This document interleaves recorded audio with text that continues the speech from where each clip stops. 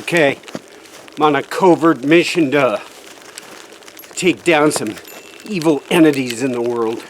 As you can see, I'm camouflaged.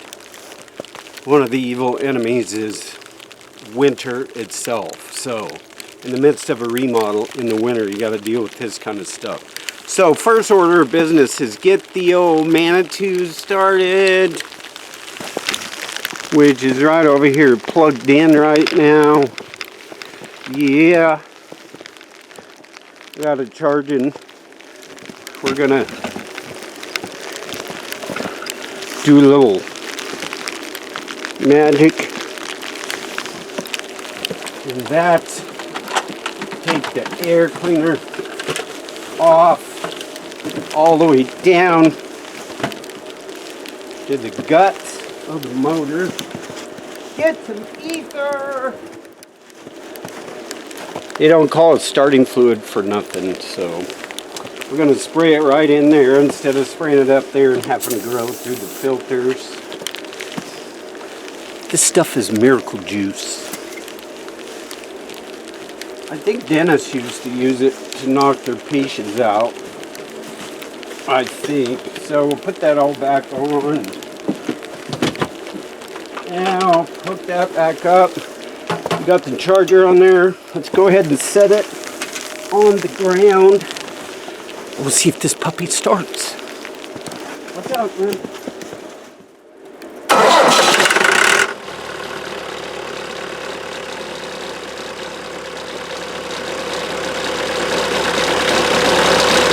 It is magic. We'll turn that battery charger off and unhook everything. But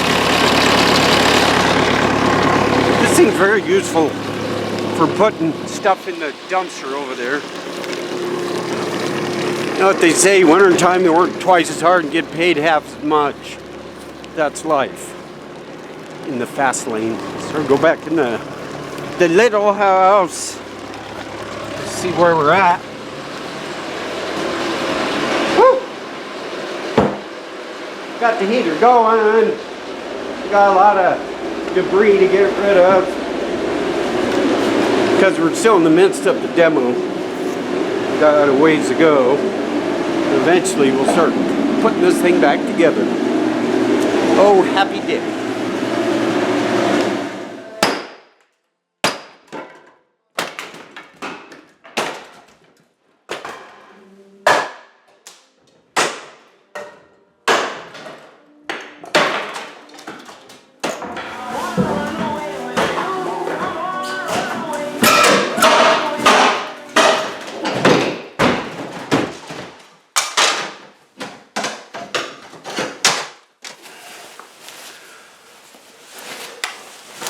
Let's talk about some of the things you're going to deal with during a remodel, especially with the older house. You're going to be dealing with a lot of asbestos related products from the ceiling to the floor. This house built in the 40s has ceiling tile, contains asbestos. Celotex has insulation in the attic, contains asbestos. Has floor covering that contains asbestos. And now we're down to the siding, the outdoor siding. This wall was once an exterior wall. It was framed in with an additional room. This will be the second bedroom, actually. But let's talk a little bit about the siding. This siding was used back in the days from normally the 1920s to the 1970s. It's 12 inches by 2 feet, 24 inches. Has a wood grain embossed on it. It's made from Portland cement and asbestos. Asbestos was a very useful product back in the day until, of course, it was discovered that in a dusty form, in an inhalable form, it would cause a lot of health issues. So when it is undisturbed, it's harmless, much like a cigarette sitting in a package. Unless you open it up and start smoking it, it's just sitting there and it's not hurting anything. But once the stuff is disturbed, that's where the problems begin. So, I didn't used to wear respirators and Tyvek suits and gloves and all that kind of stuff when I did remodeling back in the day. That was a big mistake. I haven't had any health issues. However, I did get a condition called nasal polyps, which I believe had to do with drywall and drywall sanding, as I was a taper for many years. So at this point in life, I'm going full out. Respirators, tie bag, gloves, everything to protect myself from these building materials that were produced years and years ago when most of them had asbestos in them. So you're involved in a remodel, don't be afraid to get fully decked out. It doesn't mean you're some kind of wimp because you have a respirator, eye protection, tie bag, gloves, boots, whatever it takes. Protect yourself, because in the long run, you're gonna really thank yourself for doing it. So we're ripping all this off, and we have the felt, which was used as a moisture barrier behind this asbestos produced clapboard siding. We also have a problem here. This has gotten wet, this plywood, and there's some leaking, which we'll be addressing that roof problem too as well before we install anything new in this remodel. But that may be one of those things we're going to have to remove because it is wet and the plywood is peeling apart there. So some of the things to deal with in remodel.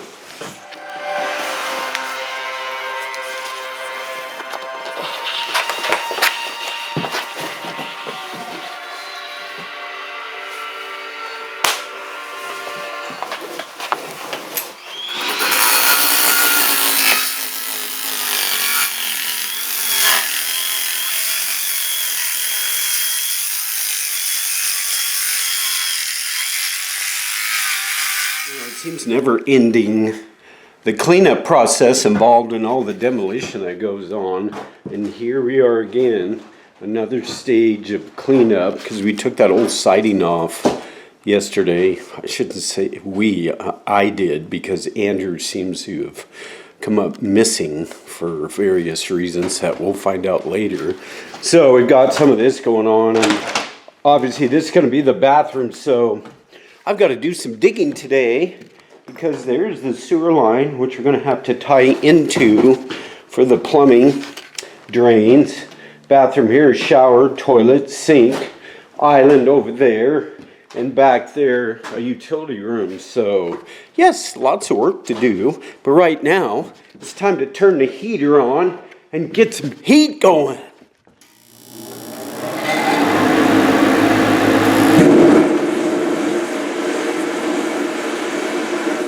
Come a point where you might have to have all the power turned off because you're going to switch out a lot of things. So at that time you're going to want to call the power company and have them turn the power off. It seemed last time I did one of those they actually pulled the meter, but this time they turned the power off inside the meter. I'm going, is the power really off? Because I don't want to be busting in that power and it's on. But he assured me it is. And also they put this red tag on there. So be assured you're not going to get electrocuted if they really do turn the power off. But make sure they do. Okay, sometimes in a remodel, you're going to have a lot of stuff you're going to throw away, but some things you could probably recycle. For instance, this stuff. Yeah, that was going to be thrown away, but at the price of lumber today, these are going to make nice storage shelves. To make an executive decision on this water line that's way the heck down there. I'd have to dig it out enough to put a joint in there to bring it up, but I'm thinking maybe I'll leave that alone and come inside here and tap into it right there, since there's a joint already, and I don't have to dig a humongous amount of dirt out. I will have to cut the floor out a little more, but from there it'll go in the direction it needs to go. Just having a little problem getting some help around here though. I mean, Andrew, you know, my apprentice, I don't know where he is, so I decided to go ahead and hire a new guy. He's way more handier. And he doesn't talk much, and you know, I just like him better. Look, he's all suited up. He's going to get his PPE on, and he's going to do some work here today. We'll probably have him crawl around in the crawl spaces because he's a lot smaller, maybe up in the attic as well. But you know, it's hard to find good help. But this little guy, he's kind of quirky, but he's working out fine so far. Well, let's get going.